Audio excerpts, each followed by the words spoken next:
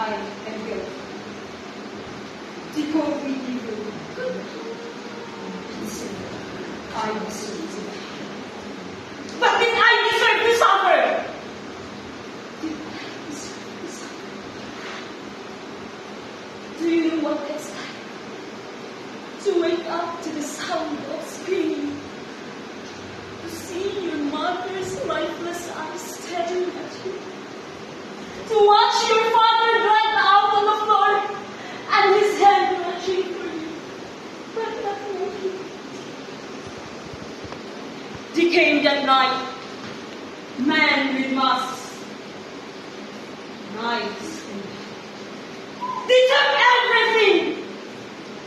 My mother's cries still echo in my ears. My father's last breath still haunts me. And I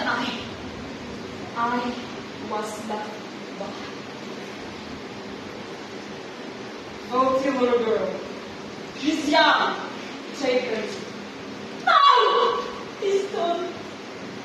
Please. Please don't. They threw me into darkness. And for years, I am nothing but the body to be used. They took my childhood. They stole my soul. Again! And again! And again! And then I cried. When I begged for help, filthy little girl, probably deserved it.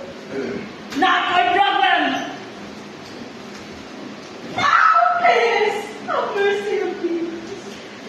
Please don't! You are my judge. One of them came into my room again, drunk, laughing, still thinking that I'm still okay. But this time, I didn't.